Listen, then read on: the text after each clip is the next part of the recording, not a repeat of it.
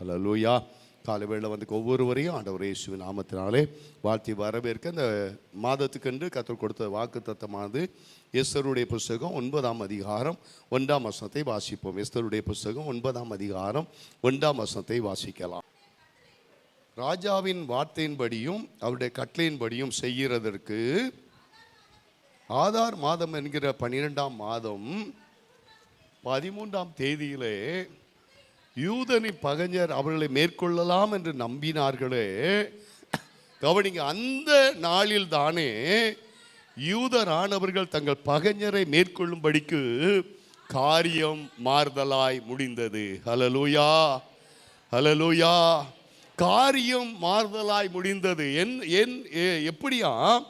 யூதரானவர்கள் தங்கள் பகைஞரை, யாரை பகைஞராய் வேதம் சொல்லு, அந்நாளில் தானே யூதரானவர்கள் தங்கள் பகைஞரை மேற்கொள்ளும்படி காரியம் மாறுதலாய் முடிந்தது. அன்பான தேவச்சனமே, இந்த மாதத்தில் கர்த்தர் நம்முடைய வாழ்க்கையில் இருக்கிற அநேக காரியங்களை கர்த்தர் மாறுதலாய் முடிய பண்ணுவார். ஆமென், அல்லேலூயா.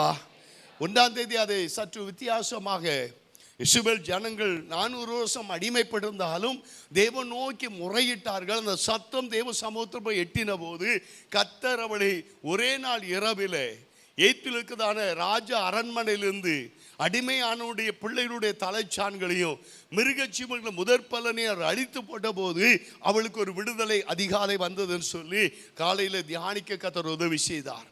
அது மட்டுமல்ல, செங்கடல் அவளை தடுத்து போட்ட போது அங்கு பார்க்கிறோம், பார்வோனும் 600 பிரதானமான ரதங்களோடு கூட அங்கு எகிப்தினுடைய ராஜா புறப்பட்டு வந்த போது கர்த்தர் ஜனங்களுக்காக அவள் தேவன் நோக்கி கூப்பிட்ட போது செங்கடலை வற்றி போக பண்ணுகிறார். உறைந்த வெட்டாந்தர் நடக்க போல அக்கறைப்படுகிறார்கள். பின்தொடர்ந்து வந்து அந்த பார்வோனையும் சேனையும் தேவன் அந்த இரவு நேரத்தில் அங்கே செங்கடலை கவிழ்த்து போட்டார். அதிகாலை பார்த்த வேளையிலே அங்கு இராணுவ வீரர்களும் பார்வோனும் அவருடைய ரதங்களும் அவருடைய சேனைகளும் செத்தவளாக மிதக்கிறதை இஸ்ரவேல் புத்திரர் கண்டார்கள். அவர் பாடி துதித்தார்கள் சொல்லி 1ஆம் தேதி கர்த்தருடைய வார்த்தையை பகிர்ந்து கொண்டேன்.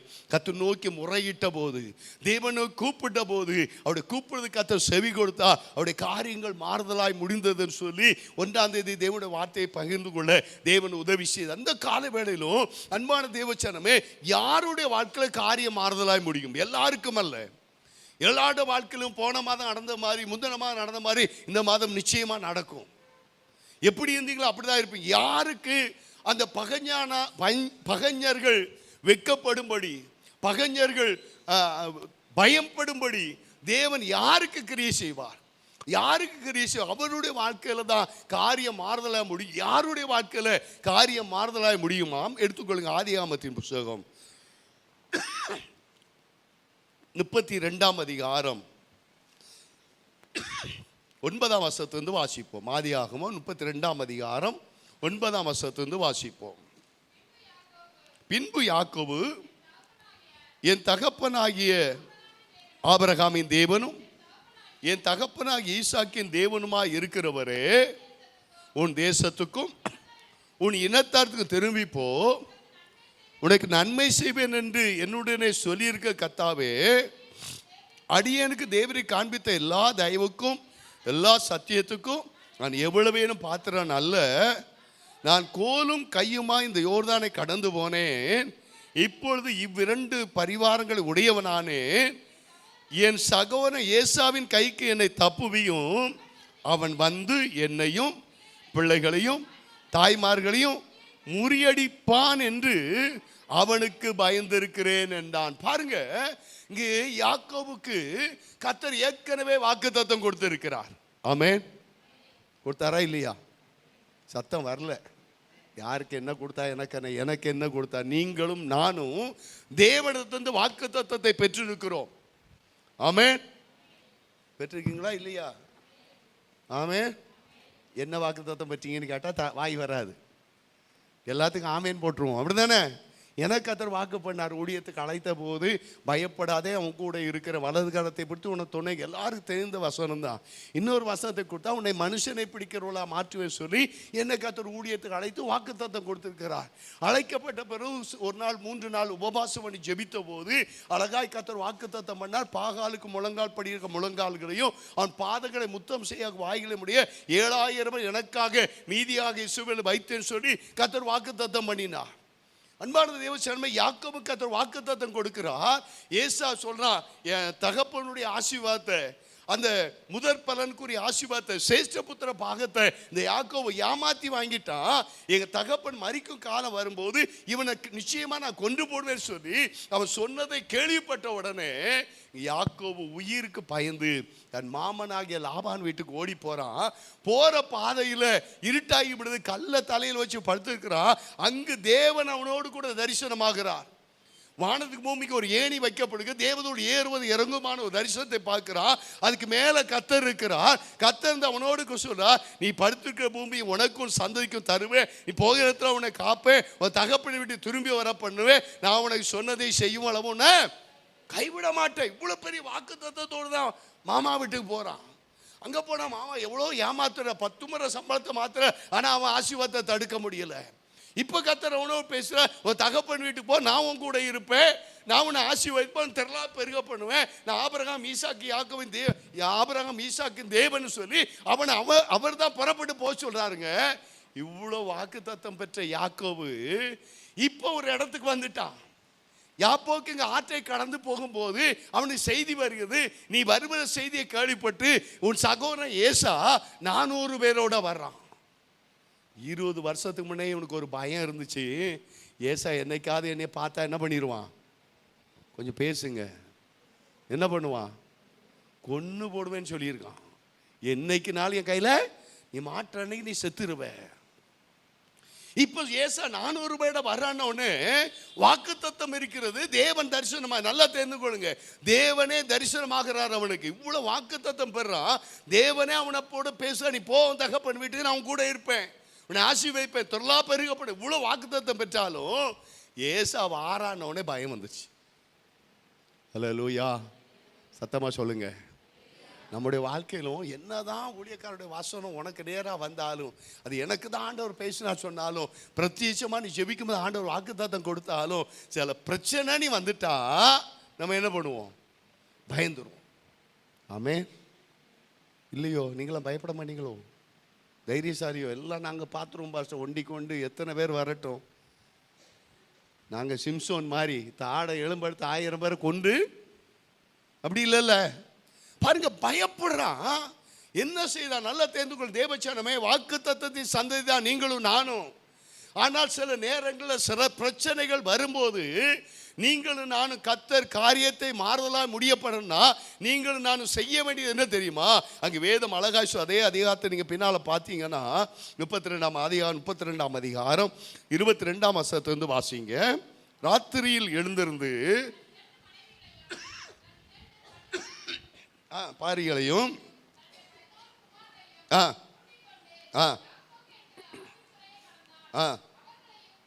அவர்களை சேர்த்து ஆற்றை கடக்க பண்ணி தனக்குண்டான யாவற்றையும் அக்கறைப்படுத்தினான். யாக்கோபு பிந்தி தனித்திருந்தான். அப்பொழுது புருஷன் பொழுது விடிய மட்டும் அவனோடு போராடி அவனுடைய தொடை சந்தை தொட்டார். அதனாலே அவன் போராடுகையில் யாக்கோவின் தொடை சந்து சுளுக்கிட்டு அவர் நான் போகட்டும், பொழுது விடுகிறது என்றார். அதற்கு அவன் நீர் என்னை ஆசீர்வதித்தால் உடைய உண்மை போக தெரியும். உங்களுக்கு எல்லாம் தெரிந்த பகுதி. யாக்கோவும் தேவனும் அங்கு சந்திக்கிறார்கள். யாக்கோபு இரவெல்லாம் தேவனோடு போராடுகிறான். அங்கு தேவன் அவனோடு சொல்ற, பொழுது விடுதுப்பா, நான் போகட்டும். யாக்கோபு சொல்றான், நீங்க போறதா போங்க, என்னை ஆசீர்வதித்துட்டு போங்க. நம்ம அநேக நேரத்தில் இப்படி தான் ஜெபம் பண்ணோம். யாக்கோபு போராடி ஜெபம் பண்ணா, என்னை ஆசீர்வதின்னு சொன்னா, அவனை நீங்க ஆசீர்வதித்தீரு, என்னையும் ஆசீர்வதின்னு சொல்லி கேட்கிற யாக்கோபு இங்க ஆசீர்வதிக்கப்படலை. ஏற்கனவே லாபான் வீட்டில் அவன் திரளான ஆடு மாடுகள் உள்ள 2 பரிவாரங்களுடைய ஆசீர்வாதத்தை உடையவனாக அங்கிருந்து புறப்பட்டு வந்தான். ஆமென், ஆமென். அவன் அழகா சொல்றதுக்கு முன்ன, நான் இந்த யோர்தானை கடந்து ஏசாவுக்கு பயந்து யோர்தானை கடக்கும் போது ஆடு மேய்க்கிற கோலும் தடி தான், வேற ஒன்றும் இல்லை. ஆனால் அந்த 20 வருஷத்துல என் மாமனார் வீட்டில் போய் என் மாமனார் 10 முறை சம்பளத்தை மாற்றினாலும் நான் திரளான ஆடு மாடுகள், வேலைக்காரி, மனைவி, பிள்ளைகளுடைய ஒரு பரிவாரத்தோடு வர்றான். ஏசாவுக்கு அனுப்புனதான மிருக ஜீவன்களுடைய தொகையினை கணக்கு பார்த்தாலே பல லட்சங்கள் வெகுமானமாக கொடுக்கிறான். அப்ப அவனுக்கு ஆசீர்வாதம் எது தேவை? பூமிக்குரிய ஆசீர்வாதத்தை அவன் கேட்கவில்லை. அங்கே யாக்கோபு என்று எனப்பட்டவனை கர்த்தர் இஸ்ரவேலாய் மாற்றினார். ஆமென், ஆமென். பாருங்க, ஆண்டவர் அப்பமா அவனை ஆசீர்வதிச்சு அனுப்புறாருங்க. அவன் தனிச்சு போறான். நல்லா தெரிந்து கொள்ளுங்க. உனக்கு வாழ்க்கையில் ஒரு பிரச்சனை இருக்குதா, பயம் இருக்குதா, போராட்டம் இருக்குதா? முக்கியமா புருஷர்களை தெரிந்து கொள்ளுங்க, ஸ்திரீகளை தெரிந்து கொள்ளுங்க. வாழ்க்கையில் வர பிரச்சனைய, ஒரு போராட்டம் இருக்குதா, ஆண்டவர் வாக்கு தத்தம் தான் இருக்குது, வாக்கு மாறாதவர். ஆமேன் இல்லையோ? ஆமேன், அல்லேலூயா. நீங்க வெறுமையா அங்க வரல, ஆண்டவர் உன்னை பேர் சொல்லி அழைத்து தான் அங்க கொண்டு வந்திருக்கிறார். ஆமேன். ஆனா ஒரு பிரச்சனை வரும்போது பயம் வருமா? கண்டிப்பா வரும். உங்களுக்கெல்லாம் எனக்கா இருந்தாலும் அதான் வரும். ஆமென், அல்லேலூயா. அப்படி ஒரு பிரச்சனை வரும்போது, பயம் வரும்போது நீங்களும் நான் என்ன செய்யணும்னா, தனித்து தேவ சமூகத்துல இரவு நேரத்தை தேவ சமூகத்தில் ஜெபம் பண்ணணும். அல்லேலூயா. எப்போ ஜெபம் பண்ணணும்? எப்படி ஜெபம் பண்ணணும்? எல்லாம் யார முதல்ல பொண்டாட்டி பிள்ளைகளை தூர அனுப்பிட்டான். புருஷர்களே கவனிங்க, எல்லாத்தையும் அக்கறைப்படுத்திட்டு என்ன பண்ணணும்? தனியாக வீட்டில் கண்டிப்பாக ஜெபம் பண்ண விட மாட்டாங்க. எங்கேயாவது ஒரு இடத்துல போய் உட்காந்து ஜெபம் பண்ணிடணும். அல்லேலூயா. எப்போ காரியம் மாறுதோ, யாக்கோபுடைய வாழ்க்கையில் இவன் ஜெபித்து விடியற்காலம் ஆகிறது, கர்த்தர் ஆசீர்வதித்து போயிட்டாரு. நடந்தது என்ன? அடுத்த அதிகாரத்தை எடுத்துக்கொள்ளுங்க. 33ஆம் அதிகாரம் 1-4 வசனங்களை வாசிங்க.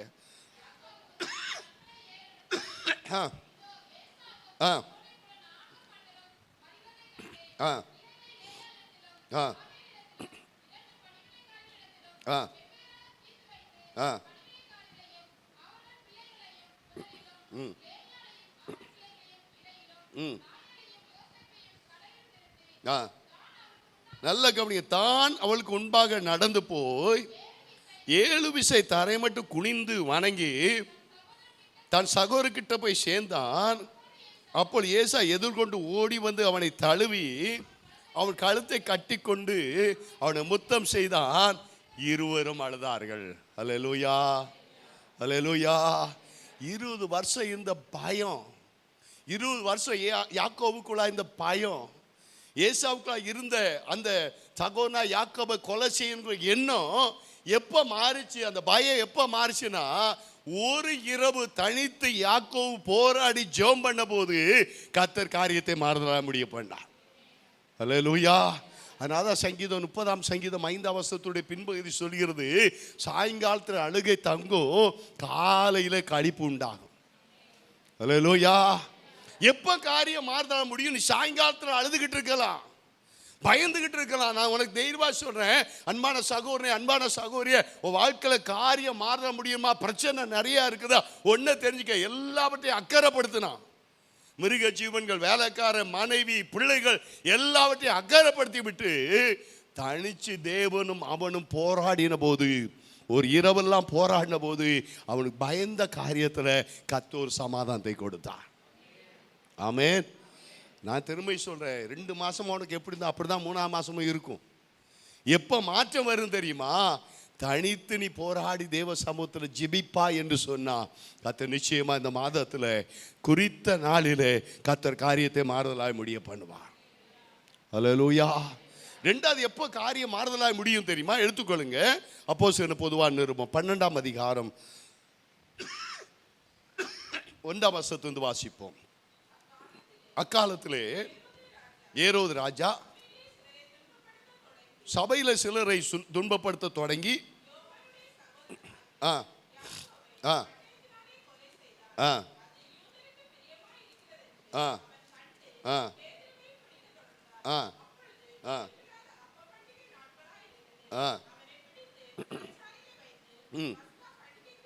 ஆ ஆ ம் ம் வகுப்புக்கு 4 போர் சேவகராக ஏற்படுத்திய 4 வகுப்புகளின் வசமா அப்படியே பேதுரு சிறைச்சாலையில காக்கப்பட்டிருக்கையில் சபையார் அவனுக்காக தேவன் நோக்கி ஊக்கத்தோடு ஜெபம் பண்ணினார்கள். இரண்டாவதாக இங்க ஒரு சம்பவத்தை பார்க்கிறோம். ஏரோது ராஜா அரசாண்ட நாட்களில் அவன் என்ன பண்ணானா, சபையை துன்புறுத்த தொடங்கினானா. இன்னைக்கு நீங்க எங்க பார்த்தாலும் யூடியூப்பை திறந்து பார்த்தீங்கன்னா அநேக இடங்களில் ஆறாம் நடக்கும்போது உள்ள போய் நடத்தாதன்னு சண்டை போடுறாங்க. தமிழ்நாட்டிலும் சரி, வட இந்தியாக்களும் சரி, அநேக இடங்களில் பிரச்சனை நீங்க பார்க்குறோம். கடந்த நாட்களில் பார்த்துருப்பீங்க, ஒரு தேவாலயத்து மேலே சிலுவைக்கு மேலே வேற ஒரு கொடியை கட்டுறதை பார்த்தோம். தமிழ்நாட்டு அநேக மாவட்டங்களில் கிராமங்களில் போயிட்டு ஆறாவது நடக்கும்போது தகராறு நடக்கிறத பார்க்கிறோம். நடத்த விடாமல் பண்ணுறதை நம்ம பார்க்கிறோம். இதெல்லாம் பார்க்கும்போது இங்கே ஏரோது நாட்கள் நடந்ததை காட்டு பெருசாக ஒன்றும் நடக்கலை. ஏரோது நாட்கள் என்ன நடந்ததா, அவன் சிலரை துன்பப்படுத்த தொடங்கி, ஏரோது சபையில் சிலரை சொல்லுங்க துன்பப்படுத்த தொடங்கி யோபாடு சகோதரன் யாக்கோபை பட்டயத்தால் கொலை செய்தான். அங்கு சேபானை கொண்டாயிட்டு இப்போ யாக்கோபை கொலை செய்தாகி விட்டது. இது யாருக்கு? ஒரு கூட்டத்துக்கு பிரியமா இருக்குது.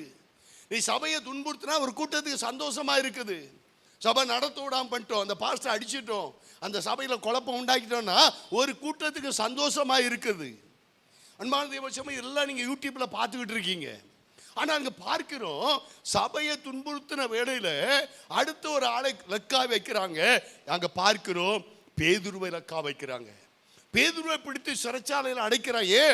அவனை கொலை செய்ய முடியவில்லை. பஸ்கா நாட்களில் ஒருத்தர் கொலை செய்யப்படக்கூடாது. பஸ்கா பண்டிகை முடிந்த மறுநாள் அங்கே பேதுருவை கொலை செய்ய வேண்டும் என்று ஏரோது தீர்மானம் பண்ணிவிட்டா. ஆனால் நடந்தது என்ன? பேதுரு சிறைச்சாலையிலே வகுப்புக்கு 4 போர் சேவராக 4 வருஷையா நிற்கப்பட்டு காவல் காத்துக்கிட்டு இருக்காங்க. வேதம் அழகாய் சொல்லுது, சபையார் பேதுருக்காக ஊக்கமாய் ஜெபம் பண்ணாங்க. யார் ஜெபம் பண்ணணும்? யார் ஜெபம் பண்ணணும்? வாயை தொடர்ந்து சத்தமா சொல்லுங்க. 3 தடவை கேட்டாதான் முக்கா வருது. யார் ஜெபம் பண்ணணும்? பாட்டு எனக்கு ஜெபம் பண்ணு, என் பிள்ளைக்கு ஜெபம் பண்ணுங்க. வந்த உடனே தலையை கொடுக்கணும். எப்போ பார்த்தாலும் நீ எப்போ ஜெபம் பண்ணுவ? நாங்கள் உங்களுக்கு ஜெபம் பண்ணுறோம், நீங்கள் வந்தால் கண்டிப்பாக பாரத்தோடு ஜெபம் பண்ணுறோம். யாரையும் பட்சபாதம் பார்க்கல. ஆனால் இங்கே ஒரு பேதுரு, ஒரு தேவனுடைய ஊழியக்காரன், அழைக்கப்பட்டவன், மீன் பிடித்து கொண்டு அழைத்து ஒரு உன்னதமான ஊழியத்தை தேவன் பயன்படுத்துகிறார். பின்மாற்றக்காரன் இருந்தவனுக்கு தேவன் தரிசனமாகி தேவன் ஊழியத்தில் வல்லமாய் பயன்படுத்துகிறார். இப்போ அவனுக்கு ஒரு ஆபத்து வருகிறது. வேதம் அழகாய் அது யார் ஜெபம் பண்ணாங்க? பின்னா நீங்க படிச்சு பாருங்க. சபையார் ஊக்கமா ஜெபம் பண்ணார்களா? அடுத்த வசனத்தை வாசிங்க. ஏரோது அவனை வெளியே கொண்டு வரும்படி கர்த்தருடைய தூதன் அங்கே வந்து நின்றான். அறையில் வெளிச்சம் பிரகாசித்தது.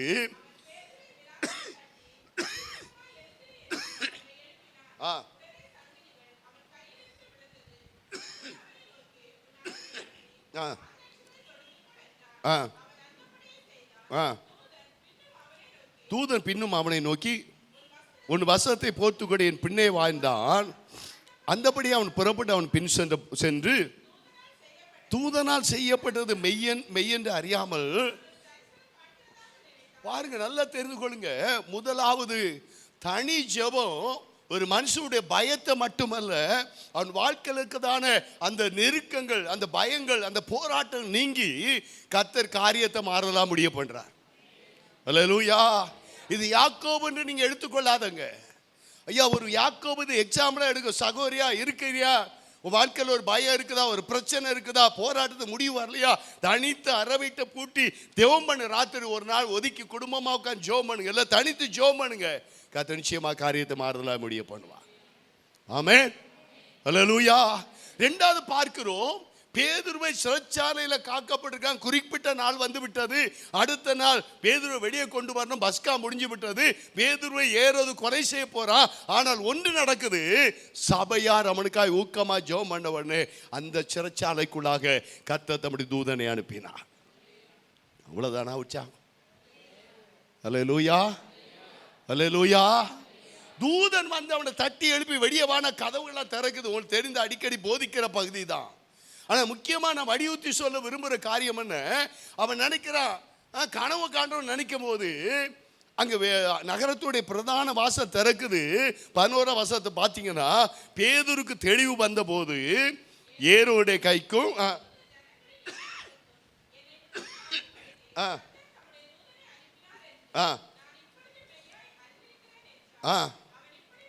அவன் இப்படி நிச்சயித்து கொண்டு மார்க்கென்னு பேர் கொண்ட யோவானுடைய தாயாகிய மரியாள் வீட்டுக்கு வந்தான். அங்கே அநேகர் கூடி ஜெபம் பண்ணி கொண்டிருந்தார்கள். அல்லேலூயா, சத்தமா சொல்லுங்க. அநேகர் யார் கூடி ஜெபம் பண்ண? யார் வீட்டில் தங்கி இருந்தாங்களா? அங்கே யோவானுடைய தாயாகிய யாரை கொன்னுட்டாங்க?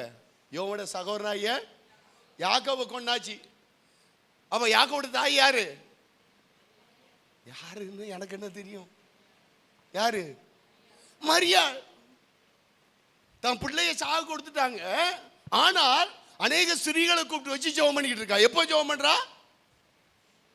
ராத்திரி ஒரு பெண்கள் கூட்டம் ஜெபம் பண்ணிக்கிட்டு இருக்குது. சகோதரியா, அடிக்கடி நான் 3-4 வாரமா தொடர்ந்து சொல்றேன், சபைக்கு முதுகெலும்பு ஸ்திரீகள். இப்ப நீங்க ராத்திரி எப்போது ஜெபம் பண்றீங்களா? உங்க மனசாட்சியை தொட்டு கேளுங்க. என் பிள்ளை எப்படி இருக்கான், என் பிரச்சனை எப்படி இருக்கு, இது தீர்றதுக்கு என்ன வழி? முதல் காரியம் சொன்னேன், யாக்கோபு தனித்து ஜெபம் பண்ணான், கர்த்தர் காரியத்தை மாறுதலாய் முடிய பண்ணினார். ஆமென், அல்லேலூயா, அல்லேலூயா, ஆமென். ரெண்டாவது பார்க்கிறோம், தான் பிள்ளை யாக்கோபை பட்டயத்தால் ஏரோது கொலை செய்தாலும் தாயாகிய மரியாள், ஐயோ ஆண்டவர் இந்த கண்ணு இருக்கா, என் பிள்ளைய இழந்துட்டேன், பச்சை பிள்ளைய இழந்துட்டேன், வாலிய பிள்ளைய இழந்துட்டேன்னு ஒப்பாரி வச்சு கடவுள் எங்க இருக்காரு, அவர் கண்ணு இருக்கா இப்படிலாம் கேட்கல. அப்போ ஒரு கூட்ட சகோதரியை எழுப்புகிறார். பேதுருக்கு அந்த நிலைமை வர விடக்கூடாது, அதை நான் தடுத்து நிறுத்துவேன். அல்லேலூயா. யூடியூப்ல பார்க்கிங்க, அங்கே சபையை உடைக்க அந்த பாஸ்டர் அடிச்சிட்டான், வட இந்தியாவில் கொண்டு போட்டாங்க, எல்லாம் யூடியூப்ல உடனே போட்டு விட்டுருவாங்க, வாட்ஸ்அப்பில் போட்டு விட்டுருவாங்க. அதை பார்த்துட்டு நீ 4 பேர் பார்வேர்டு பண்ணுறதுக்கு இல்லை. அப்படிப்பட்ட காரியங்கள் தடுத்து நிறுத்தப்படணும்னா காரியம், திரும்ப சொல்றேன், சங்கீதம் 30:5 சொல்லுது, சாயங்காலத்தில் அழுக தங்கும், காலையில் கழிப்பு வரும், இங்கே பார்க்கிறோம் அடுத்த நாள் கொலை செய்யப்பட வேண்டும். பேதுரு. ஆனால் இரவெல்லாம் ஜெபித்தார்கள் சகோதரிகள். வேதத்தில் அப்படிதான் எழுதப்பட்டிருக்குது. எங்கேயும் புருஷல் பேர் வரல. மரியாள், யோவானுடைய தாயாகிய மரியாள், அவள் வீட்டில் ரோத இருந்தா. அங்கே ஸ்திரீகள், ஒரு கூட்ட ஸ்திரீகள் தூங்காம ராவெல்லாம் தொடர்ந்து தொடர்ந்து தொடர்ந்து ஜெபிக்கிறாங்க. கர்த்தர் தூதனை அனுப்பி பேதுருவை வெளியே கொண்டு வரதை பார்க்கிறோம். அன்பான சகோதரிய, இன்னைக்கு நீ ராத்திரி நேரத்தில் எழும்பி ஜெபிச்சிருக்கியா? உன் குடும்பத்துக்காக, சபைக்காக ஜெபித்து இருக்கியா? எத்தனை மணி நேரம் தூங்கிட்டு இருக்க நீனு? ரசிக்கப்பட்ட ஆசீர்வாதம் வந்துச்சு, போதும். இந்த ஆசீர்வாதத்தை கொண்டு பரலோகத்தை போய் நின்று பாரு. வீடை கட்டிட்டேன், காரை வாங்கிட்டேன், என் பிள்ளைக்கு நல்ல மாப்பிள்ளை பார்த்து கட்டி கொடுத்துட்டேன், பிள்ளை பிறந்துச்சு, எல்லாம் வேணும். வேதம் முதலாவது அழகாய் சொல்லுது, முதலாவது தேவனுடைய ராஜ்யத்தை அவன் நீதியை தேடு, எல்லாம் பின்னால வரும் சொல்லுது. நீ என்னை தேடின? ஸ்திரீகளுக்கு திரும்ப திரும்ப ஆவியான கொடுக்கிற எச்சரிப்பு நான் திரும்ப பாரத்தோடு பேசிக்கிட்டு இருக்கேன். சும்மா ஒன்று பிரசங்கத்தை எடுத்துட்டு வரல. ஸ்திரீகளே, இந்த வாரத்தோடு உங்கள் வாழ்க்கையில் மாற்றம் இருக்கணும். சபைக்குள்ளே இருக்கிற விசுவாச பிள்ளைகள் நான் புத்தியாக சொல்கிறேன், மகளிர் தினம் கொண்டாடுங்க, எல்லாம் கொண்டாடுங்க, எல்லாம் உங்களை உற்சாகப்படுத்துறாங்க, என்னென்ன பண்ணி பார்க்குறோம். ஆனால் கொஞ்சமாவது மாறி இருக்கீங்களா? கொஞ்சம் வீட்டில் போய் உட்காந்து இன்னைக்கு கேளுங்க. ஆண்டவர் சபைக்கு சொல்ல திரும்ப திரும்ப திரும்ப திரும்ப திரும்ப திரும்ப 100க்கு 101 தடவை சொல்கிறேன், ஸ்திரீகளுக்குள்ளார் மாற்றம் வந்தால் இந்த பட்டணத்தில் இந்த காரியங்கள், இப்படிப்பட்ட கொலைகள், இப்படிப்பட்ட பாவங்கள் நிச்சயமாக நடக்காது. அல்லேலூயா, ஆமென். ஒரு கூட்டம் ராத்திரி, அவங்களுக்கு கணவன் இல்லையா, பிள்ளை இல்லையா, வயசானவங்க இல்லையா, உடம்பு சரியானவங்க இல்லையா, அவங்களுக்கு என்ன தளபதியா? பேதுருவா? யோவான் செத்துட்டான், யாக்கோபு செத்துட்டான், சேவானை கொண்டுட்டாங்க, பேதுருக்கு 4 குறிச்சாச்சு, முடிஞ்சிச்சுன்னு நினைக்கலங்க. ஒரு கூட்டம் ஜெபம் பண்ண போது குறித்த நாளுக்கு முன்பாக கர்த்தர் காரியத்தை மாறுதலாய் முடிய பண்ணினார். ஆமென். வேதத்தில் சும்மா ஒன்று எழுதப்படல, உனக்கு திஷ்டாந்தமா எழுதப்பட்டு, நீ இப்படி ஜெபம் பண்ணா தேசத்தில் ஒரு மாற்றம் வரும், சபையில் ஒரு மாற்றம் வரும், பட்டணத்தில் ஒரு மாற்றம் வரும். இன்னைக்கு போனால் அடுத்த வாரம் வர பைபிளை தேடுறது ஞாயிற்றுக்கிழமை தான் தேடுவாங்க. இல்லைன்னு சொல்லுங்க பார்க்கலாம், மனசாட்சியை தொட்டு சொல்லுங்க பார்க்கலாம். எவ்வளோ நிர்விசாரமாக சபை போய் கொண்டிருக்கு பாருங்க. இங்கே ஒரு பிரதர் சொல்கிறாரு, நீங்கள் ஆசீர்வாதத்தை மட்டும் பேசுங்க, லேட்டாக வரதை பற்றிலாம் பேசாதங்க. எதை பேசணும்? இப்போ வேதத்தை நீங்கள் படித்து பாருங்கள், இயேசு கிறிஸ்து எப்படிலாம் பேசினாருன்ட்டு. வேதப்பாருக்கு பரிசேயர் குத்தப்பட்டாங்க பேசும்போது, நம்மளை தான் சொல்கிறாருன்னு சொல்லி. எச்சரிப்பு பெற்றவங்க மனம் திரும்பினாங்க. அன்பான தேவச்சனமே, முதல் ஜெபம் தனி ஜெபம் வேண்டும், காரியம் மாறுதலாக முடியும். ரெண்டாவது ஒரு குழு ஜெபம். திரும்ப சொல்ற சகோதரிகள் பாஸ்டர் சொல்ற ஒரு கூட்டம் சேர்த்துட்டு ஜெபம் பண்ணிட்டு வீண் கதை பேசாது. அப்படின்னா ஜெபத்தில் 1% கூட பிரயோஜனம் இல்லை. சபையில் நடக்க பெரிய அவக்கேடு தான். முடிஞ்ச பிறகு என் புருஷன் எப்படி, பக்கத்து வீட்டுக்காரர் இப்படி, ஓம் புருஷன் இப்படி, என் வீட்டுக்காரர் இப்படி, அவங்க இப்படி, இவங்க இப்படி நீ பேச வருவார்னா நீ தயவு செய்து ஜெபமே பண்ணாத. அந்த ஜெபத்தினால ஒரு ரிசல்ட்டும் சபையில் வரப்போகிறதில்லை, வாழ்க்கையில் வரப்போறதில்லை, தேசத்துலையும் வரப்போகிறதில்லை. இவ்வளோ கூடி நல்லா எழுதப்படும். என்ன ஜெபம் பண்ணா? கூடி வரமாட்டேங்க. பத்தியா எப்படி ஜெபம் பண்ணாங்க? ஊக்கமா, பேதர் விடுதலையாகிறவ ஊக்கமா ஜெபம் பண்ணிக்கிட்டே இருந்தாங்க. அந்த ஜெபத்துக்கு ஒரு பதில் வந்தது. அல்லேலூயா, ஆமென். ஊக்கமா ஜெபம் பண்ணாங்க. ரெண்டாவது ஜெபம் கூடி ஜெபிக்கிற ஒரு கருத்தான ஜெபம் ஒரு மாறுதலை கொண்டு ஒரு காரியம் மாறுதலாய் முடியும். மூன்றாவதாக சொல்லி ஜெபிக்க விரும்புகிற எஸ்தரின் புஸ்தகம். நம்ம வாக்குத்தத்தமாய் கற்றுக் கொடுத்த வார்த்தையை வாசிக்கல. 9ஆம் அதிகாரம் 1ஆம் வசனத்தை வாசிங்க. ம் ம் ம் ம் ம் ம் ம் ம் கவனிங்க, எனக்கு ரொம்ப பிடிச்ச அந்த வரி. எனக்கு நான் எத்தனையோ முறை அந்த பகுதியை வாசித்து இருக்கிறேன். அந்நாளில் தானே, என்னைக்கு ஒரு நாள் ஒருத்த மனுஷன் நாள் குறிச்சிட்டானோ அந்நாளில் தானே யூதரானவர்கள் தங்கள் பகைஞரை மேற்கொள்ளும்படி காரியம் மாறுதலா முடிந்தது. ஏன் மாறுதலா முடிஞ்சது? ஒரு நாளை குறிச்சிட்டான். ஆமான், ஒரு நாளை குறிச்சிட்டான். காரணம் என்ன? எல்லாம் தெரிந்த பகுதி சுருக்கமா சொல்ல விரும்புகிறேன். 120 தேசங்களை ஆண்டதான ராஜாவாகிய அகாஸ்வேர் ராஜா. அங்க பார்க்கிறோம், நேபுகாத் நேச்சார் அங்க ஜனங்களை எருசலேமிலிருந்து சிறையாய் கொண்டு போகப்பட்டதில் மொர்தெகாய் ஒருத்தன், அவருடைய மகள், வளர்ப்பு மகள் எஸ்தர் ஒருத்தி, அநேகர் கொண்டு போகப்பட்டாலும் இங்கு அந்த சிறையாக கொண்டு போகப்பட்டதுல இந்த எஸ்தர் அழகுள்ளவனை கண்டு ஆகாஷ் ராஜாவுக்கு மனைவியாகி விடுறா. ஒரு 120 தேசத்துடைய ராஜாவுடைய மனைவியாகி விடுறா. ஆனால் அந்த மொர்தெகாய் அரண்மனை வாசல்ல இருக்கிறான். இந்த அகாஸ்வேர் ராஜாவுக்கு ஒரு கூட ஒருத்தர் இருக்கிறான், அவன் பேர் தான் ஆமான். ராஜா சொல்றாரு, எல்லாரும் ஆமான வணங்கி நமஸ்கரிக்கணும், எல்லாரும் சல்யூட் அடிக்கணும். அதனால் ராஜா கட்டளையினால எல்லாருமே ஆமான பார்க்கும்போது வணக்கம் போடுறாங்க. ஆனால் இந்த மொர்தெகாய் மட்டும் வணக்கம் போடல. காரணம் என்ன? இவன் யூதன், வேத வசனத்தை அறிந்தவன். நல்லா தெரிஞ்சுக்க, நீ கிறிஸ்தவன், ஆனால் என்ன தெரிஞ்சுக்க தெரியுமா? வசனம் தெரிஞ்சிருக்கணும். வாயே வரல. என்ன தெரிஞ்சிருக்கணும்? பேய் வந்து அமுக்காமல் இருக்க தலைக்கு மாட்டில் வைக்கிறதுக்கோ, ஞாயிற்றுக்கிழமை கோயிலுக்கு போகும்போது பைபிள் இல்லாமல் போனால் பாஸ்டர் பைபிள் இல்லாமல் இங்கே எதுக்கு வந்தான்னு கேட்பாருங்கிறதுக்கோ பைபிள் இல்லை. எதுக்கு வேதாகமோ? அந்த யூதன் அந்த நியாயப்பிரமாண 5 புத்தகத்தினுடைய சாராம்சத்தை அறிந்து வைத்திருந்தான். வேதம் அவனுக்கு அழகாக சொல்லி கொடுக்கப்பட்டிருக்குது. என்னை அன்றி உனக்கு வேற தேவர்கள் உண்டாயிருக்க வேண்டாம், அவைகளை நீ நமஸ்கரிக்கவும். ஆமா, யூத தாய்மார்கள் 5 வயசு வரை தன் பிள்ளைக்கு பால் கொடுப்பாங்களாம். அந்த 5 வயசுல பிள்ளைகளுக்கு நியாயப்பிரமாணத்தெல்லாம் சொல்லி கொடுத்துருவாங்களாம். உன் பிள்ளைக்கு இப்போ 3 வயசு ஆகும்னா எங்கே கொண்டு விடுற? என்ன வாயை காணும்? 2 வயசானா பால்வாடி, 3 வயசானா என்ன ஸ்கூல் இருக்குப்பா? எனக்கு வாயில் வரல. ப்ளே ஸ்கூலா? ஆமாம், அதுக்கு மாதம் 2000 3000.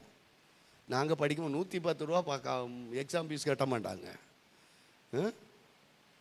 கட்டு எல்லாம் கட்டு, சம்பாதிக்கலாம், வாடா உழைச்சி நாயா உழைச்சி கொண்டு கூடு, பரவாயில்ல. ஆனால் எதை சொல்லி கொடுக்கல உன் பிள்ளைக்கு? வசனத்தை சொல்லி தப்பன் தான் என் கடமனை சொல்லி கொடுக்கல. முதியோரை கண்டா எழும்பினு சொல்லி கொடுக்கல. இன்னைக்கு அதனால தான் நெஞ்சை நிமித்திட்டு அலையுது. அப்புறம் ஜெபம் பண்றது, ஐயோ என் பிள்ளை இப்படி, ஆண்டவரே எப்போ சொல்லி கொடுத்துருக்கணும்? நீ 5 வயசுக்குள்ள பிள்ளைக்கு ஜெபிக்க சொல்லி கொடுக்கணும், வசனத்தை சொல்லி கொடுக்கணும், மனப்பாட வசனத்தை சொல்லி கொடுக்கணும். இதெல்லாம் செய்யாத பெற்றோரே, இன்னைக்காவது மனம் திரும்பு.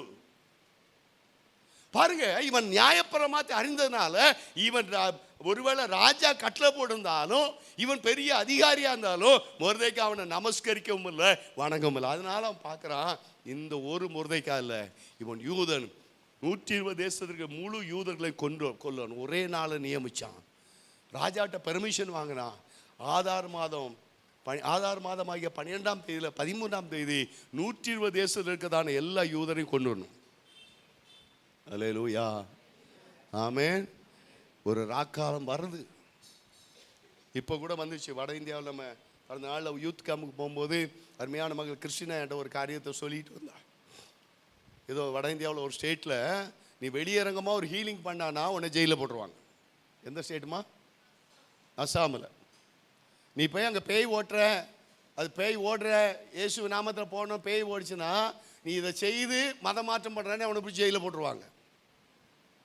ஒரு சப்பாடியை நடக்க பண்ணானா ஆண்டவர் நாம மகிமைப்பட சோத்திரன்னு சொன்னால் நீ மத மாற்றம் பண்ணுறேன்னு ஜெயிலில் போட்டுருவாங்க. இந்தியாவில் அசாமில் இருக்குது, சட்டம் கொண்டு வந்தாச்சு. அப்போ இந்தியா முழுக்க வராதா? வரலாம். நீ என்ன செய்ய போகிற? ஆண்டவர் இருந்தால் கண்டு இருந்தால் இதெல்லாம் விட்டுருவாரு, அவனை அடிச்சிட மாட்டாரா, விட்டுற மாட்டாரு? இல்லை, அவர் கிரியை செய்யணும்னா நீ நான் என்ன செய்யணும் தெரியும்? முதலாவது தனி ஜெபம் காரியமாறுதலாக முடியும். ரெண்டாவது கூடி குழுவாய் ஒரே மனதோடு ஊக்கமாக ஜெபம் பண்ணா காரியம் ஆறுதலாக முடியும். மூன்றாவதாக அங்கே பிரச்சனை பெருசாக வந்து நாள் குறிச்ச உடனே மொர்தெக்காய் எஸ்தருக்கு சொல்லி அனுப்புற, அந்த காலத்தில் மௌனமாக இராத, நீ மௌனமாக அந்த யூதருக்கு ரட்சிப்பு வேற ஒருத்தர் எழும்பும். அப்போ எஸ்தர் அழகா சொல்லி அனுப்புகிறார். 4ஆம் அதிகாரம் எஸ்தரின் புஸ்தகம் 4ஆம் அதிகாரம் 15ஆம் 16ஆம் வசனத்தை வாசிங்க. ஆ ஆ ஆ ஆ ஆ ம் ம் ம் ஆ ஆ போதும். பாருங்க, இங்கே எஸ்தருங்கிறதான ஒரு ராஜா ஸ்ரீ அங்கே மொர்தெக்காய் சொல்லி அனுப்புகிற காரியம் என்ன தெரியுமா? இப்போ ஒரு பெரிய பிரச்சனையில் இருக்கும். யூதர்லாம் கொண்டு குவிக்க போகிறாங்க. ராஜாவுடைய அனுமதியும் இல்லாமல் அவருடைய மனைவியாக இருந்தாலும் அவருடைய அரண்மனைக்குள்ளே பிரவேசிக்க முடியாது. அப்படி பிரவேசித்தா பொற்செங்கலை நீட்டணும், நீட்டலைன்னா கொல்லுருவாங்க. ஆனால் நான் சட்டத்தை மீறி ராஜாவை சந்திக்க போகிறேன், அதை கத்த தயவு உண்டாகன்னா நானும் என் தாதிமாரும் உபவாசம் பண்ணுவோம். நீங்கள் எல்லாரும் யூதர்கள் கூடி உபவாசம் பண்ணுங்க, கர்த்தர் கிரியை செய்வார். அல்லேலூயா, சத்தமாக சொல்லுங்களேன். காரியம் மாறுதலாக முடியணும்னா அங்கே யூதர்கள் என்ன செய்தாங்க சொல்லுங்க? உபவாசம் இல்லை, 3 நாள் உபவாசம். எத்தனை நாள்? என்ன செய்தாங்க? புசியாமலும் 2 மணி நேரம் சர்வீஸ்க்கு உள்ளே வரும் வடையும் இட்லியும் பிஸ்கட்டும். இங்கே ஒரு பேக்கரியே நடக்கும்ல 2 மணி நேரம் சர்வீஸுக்கு. ஏன்? என் பிள்ளை பசியில் செத்து போகும். அன்னைக்கு பச்சை பிள்ளை இல்லை, வயசானவங்க இல்லை, சுகர் பேஷண்ட் இல்லை, பிபி பேஷண்ட் இல்லை. நான் உணர்ந்திருக்கேன், எனக்கு ப்ரெஷர் உண்டுங்க. ஆனால் ஜெபம் அந்த மாதிரி காரியம் போயிட்டேனுங்களா பலவான மாறிடும், ஒன்றுமே வராது. 3 நாள் போனேன், எங்கே மாத்திரை எடுத்துகிட்டு போனேன், வாட்சிங் தான், கார் ஓட்ட தான் செய்தேன். ஒரு நாளைக்கு நைட்டு 10 மணிக்கு மேலே 22 கிலோமீட்டர் ஓட்டிகிட்டு வந்துட்டு தான் மக வீட்டில் தங்கிட்டு காலைல எழுப்பி திரும்ப போகிறேன். எப்படி? நான் உணர்ந்துருக்கிறேன், அனுபவிச்சிருக்கிறேன். திரும்பி நான் சொல்கிறேன், அங்கேருந்து அந்த மொன கடைக்கு நடந்து போக மாட்டேன். இன்றைக்கி 40 நிமிஷம் நடந்திருக்கோம். ஒவ்வொரு நாள் மணிக்கணக்காக நடந்து பட்டறதுக்காக ஜெபம் பண்ணுறோம். இது எதுக்கு? பெருமைக்காக அல்ல, எங்கள் சபை செய்து நான் செய்துங்கிறதுக்கு அல்ல. ஏதாவது ஒரு கிரயம் செலுத்தினால் மட்டுமே தேவனிடத்தில் ஒரு விடுதலை பெற முடியும். அல்லேலூயா, சத்தமா சொல்லுங்க அல்லேலூயா. யூத ஜனங்கள் தான், தெரிந்து கொள்ளப்பட்ட ஜனங்கள் தான், வாக்குத்தத்தப்பட்ட சந்ததி தாங்க. ஆனால் கர்த்தர் காரியத்தை மாறுதலாக முடிய பண்ணா அங்கே எஸ்தர் ஒரு ஆலோசனை கொடுக்குறா. அந்த ஆலோசனை மொர்தெக்காய் யூத ஜனங்கள் சொல்றா. முழு ஜனங்களும் 3 நாள் என்ன செய்யல? வேலை இருக்கு, வயசானவங்க வந்துட்டாங்க. அன்னைக்கு பார்த்து நீங்கள் வச்சிங்க கல்யாணம், சொந்தக்காரன் வந்துட்டான், எல்லாருக்கும் இருக்கும். ஆமென். வராது தேசத்தில் எழுப்புதல் சும்மா மைக்க பிடிச்சி கத்துனா எழுப்புதல் வராதியா. எங்கேயாவது ஒரு கூட்டம் மூளை முடுக்கில் கிடந்து கதறாங்க பாருங்க, கண்ணீர் வழி. 74 வயசு பெர்க்மேன் சோர்ஷிப் பண்றாரு, அழுகிறாரு. ஒரு பொண்டாட்டியா பிள்ளையா? கல்யாணம் பண்ணாதவர் ஃபாதர் பெர்க்மாஸ் 74 வயசுல மேடையில் வந்து ஆடுங்க பாரு, கல்லூரி மங்க மாதிரி உட்கார்ந்து கிடக்கு. அவர் இப்படிதான் ஆடுறாரு அங்கேயும் இப்பவும். போன திங்கள் செவ்வாய் புதன் ஒரு நேரம் வந்துச்சு பாருங்க, பிரசன்னம் ஒரு ஆள் நிறுத்த முடியல, அழுகிறாரு. உனக்கு வர மாட்டேங்க பிரச்சனைனா தான் அழுதுகிட்டு இருக்க. அப்பா ஐயோ சபைக்கு போய் என்ன பண்ண, ஆண்டவர் நம்பி என்ன பண்ண, காணிக்க கொடுத்து என்ன பண்ண, ஊழியம் செய்து என்ன பண்ண, அப்பதானே அழுவுற. ஒரு கொலை நடந்ததை எத்தனை பேர் அழுதுருப்பீங்க, எத்தனை பேர் கேள்வி போட்டு அங்கலாய்ச்சி இருப்பீங்க. சபையே பாரத்தோடு கூட பேசுற, மனம் திரும்பு, இன்னும் காலம் செல்லாது. அதனால்தான் எஸ்தரை பார்த்து முறைக்கு அழகா சொன்ன, இன்னைக்கு நீ மௌனமா இருக்க, ஆமேன் சொல்ல மாட்டேங்க, கை தட்ட மாட்டேங்க, பாட்டு மாட மாட்டேங்க, ஜோம் பண்ண மாட்டேங்க, உபவாசிக்க மாட்டேங்க, சபை நாளுக்கு எந்த காரியத்துக்கு வர மாட்டேன், ஆயிட்டு கொஞ்ச நேரம் அட்ரஸ் போட்டு போய்கிட்டு இருப்பேன். வேதம் அழகா சொல்லி இன்னொருத்தர் கத்த நிச்சயமா எழுப்புதலை கொடுப்பா. இன்னைக்கு நீ மௌனமா இருந்தா இன்னொருத்தர் கத்த நிச்சயமா எழுப்புவார். அதை நான் தைரியமா விசுவாசிக்கிறேன். ஆனால் உபவாசம் பண்ணி ஜெபித்த போது 3 நாளுங்க, இந்த தேர்தலுக்கு முன்னா ஒரு நாள் நம்ம சபையில் டிக்ளேர் பண்ணலாமா? எத்தனை பேர் வரீங்க? தண்ணி பாட்டில் உள்ள கொண்டு வரக்கூடாது, மேலேயும் தண்ணி வைக்க மாட்டேன், முடிஞ்சு டீ கிடையாது, தண்ணி கிடையாது, வெயிலாக இருக்கட்டும், முடிஞ்சு போகும்போது பிரியாணி பாக்கெட் கத்தியமாக கிடையாது. ஒரு 8 மணி நேரம் கூடி நம்ம உட்காந்துருவோமா? காலையில் இல்லை 12 மணி நேரம், காலையில் 6 மணிக்கு வந்துருங்க, சாயந்தரம் 6 மணிக்கு போகலாம். 12 மணி நேரம் தேவ சமூகத்தில் கூடி நம்மளே உட்காந்து அழுது ஜெபம் பண்ணுவோமா? எத்தனை பேர் வருவீங்க சொல்லுங்க? கையை வைத்தலாம் நான் சொல்லலை, சும்மா அங்கே கையை வைத்தலாம் போவாது. உன் மனசாட்சியை பார்த்து தொட்டுக்காது. நம்ம ஏதாவது கரையை செலுத்திருக்கோமா ஆண்டவருக்காக? இந்த தேசத்தின் எழுப்பு, இந்த தேசத்துக்கு ஜனங்க அறிந்து போகிறதுக்காக கர்த்தர் கிருபையாக ஒரு 8 பேரை என் கூட இணைச்சிருக்காரு. சந்தோஷப்படுறேன். அவங்க கூட வழியில் ப்ரேயர் வாக் போகும்போது பேசிட்டு வந்தாங்க. லெஃப்ட் அண்ட் ரைட்டு கூப்பிட்டு உள்ள விட்டுட்டேன். ஆரம்பத்தை கொஞ்சமாக விட்டுட்டேன், வரட்டும் கொஞ்சம் உற்சாகப்பட்டு அவங்க அப்படியே இணையட்டு என் கூடன்ட்டு விட்டுட்டேன். 2 நாளைக்கு முன்னே கதை பேசிட்டு வந்தாங்க. எல்லாரும் சர்ச்சுக்குள்ளே வர வச்சு, யாரும் வெளியே பார்க்கக்கூடாது, உள்ளே கூப்பிட்டு வச்சு வாங்கன்னு வாங்கினேன். எதுக்கு வாரீங்க? ப்ரேயர் வாக்கு இருக்குது, ப்ரேயர் இருக்கான்னு கேட்டேன். நீ வாக்கிங் வர ப்ரேயர் பண்ணுறியா, உடம்பு மெலியக்க வர ப்ரேயர் பண்ண வாரியா? பசங்க உணர்ந்தாங்க, கோச்சிக்கல வராங்க. அவளை உருவாக்க கொடுத்துருக்காரு. இன்னைக்கு இப்போ அந்த வாலிபர் மத்தியில் கூட ஏதோ ஒரு சின்ன அசைவை நான் உணர்றேன். சகோதரிகளை எத்தனை சத்தியத்தை கேட்குறீங்க, எந்த அளவுக்கு உனக்கு மாற்றம் வந்திருக்குது? எத்தனை வருஷம் விசுவாசி சொல்லி பாஸ்டர் டிக்ளேர் பண்ணிக்கிட்டு இருக்கீங்க. ஆனால் நீ என்ன சபைக்கு பிரயோஜனமா, தேவனுக்கு பிரயோஜனமா என்ன மாறி இருக்கிற? மாற்றம் உண்டா உன் வாழ்க்கையில்? மற்றவர்களுக்கு முன்பா நீ தேவனை மகிமைப்படுத்தும்படியான நீ அநேகருக்கு ஆசீர்வாதமாக மாறி இருக்கியா? அவளுக்காக பக்கத்து வீட்டுக்காரங்க என்னைக்கா நீ அழுது ஜெபம் பண்ணி இருக்கிறியா? கர்த்தருடைய வார்த்தையை நான் தைரியமாக சொல்லி கொண்டிருக்கேன், பாரத்தோடு பகிர்ந்து கொள்கிறேன். இனி நம்ம பட்டத்தில் இப்படிப்பட்ட காரியங்கள் நடக்கக்கூடாது, கொலை நடக்கக்கூடாது, வாலிபர்கள் சீர்கிட்டு போகக்கூடாது. யார் உத்தரவாதி? சபை தான் உத்தரவாதி. எந்த சபை? என் சபை உன் சபை வேண்டாம், எல்லாம் தேவனுடைய சுய ரத்தத்தினால சம்பாதிக்கப்பட்ட சபை. ஆமென். வரமாட்டுக்கு பாரு, கல்லு மாதிரி உட்கார்ந்துருக்கோம் பாரு.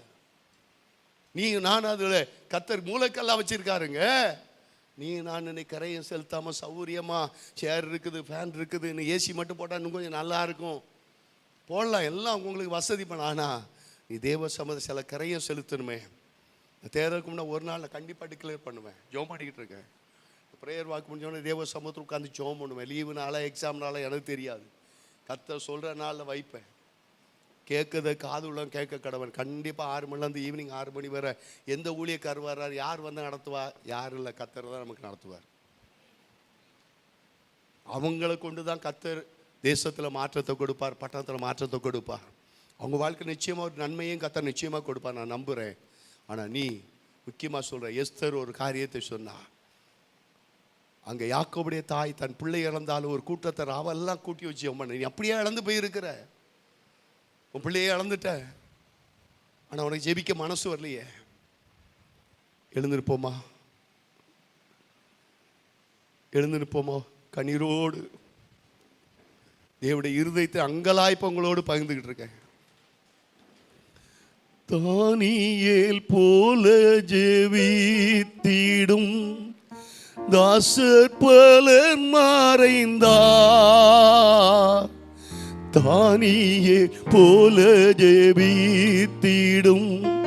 தாசர் பலர் மறைந்தார்,